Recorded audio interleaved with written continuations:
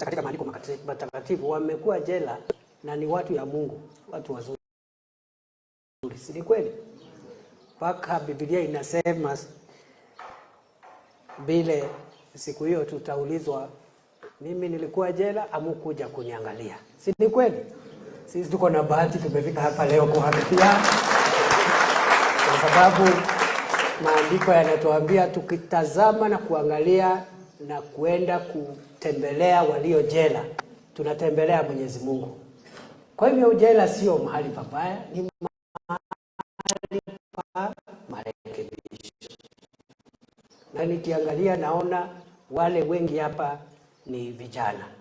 Wazee wachache sana, wale wengi vijana miaka 20, miaka 30. Taifa hili linahitaji mchango wenu katika kukuza uchumi wetu. We are looking forward to you leaving prison at the appropriate time to join your brothers and sisters out there and contribute to the development of our nation. Vile vile niseme ya kwamba kuna shida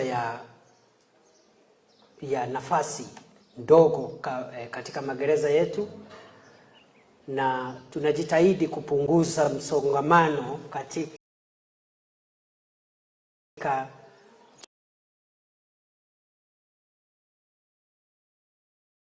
jela zetu na magereza yetu, na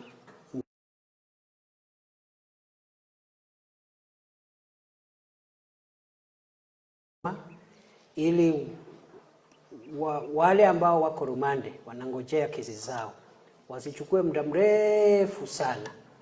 Tunaongea idara ya mashtaka ya umma ili tuhakikishe ya kwamba mtu akai rumande kwa muda mrefu. Vile vile wafungwa ambao wako na makosa madogo mafanye community service huko nje, waende wafieke kwa chief, wafieke kwa DO, na hiyo ni punishment ya kutosha kwa sababu makosa ni kidogo. Makosa ingine ni kidogo, unaenda tu tunakuambia judge anasema miezi 3 kila siku enda pale tengeneza fieka hapo kwa sub chief. Si ndio? Si utarekebisha? Si utarekebisha ile makosa ulikuwa umefanya? Kwa hivyo lazima PS na Commissioner General, we must decongest the prisons in our country. We must. We cannot have this. You know, what we are having is disastrous because we have almost double the capacity that our prisons are supposed to hold. And it's not fair. We are even overloading our officers, and you can see even the facilities are not very good.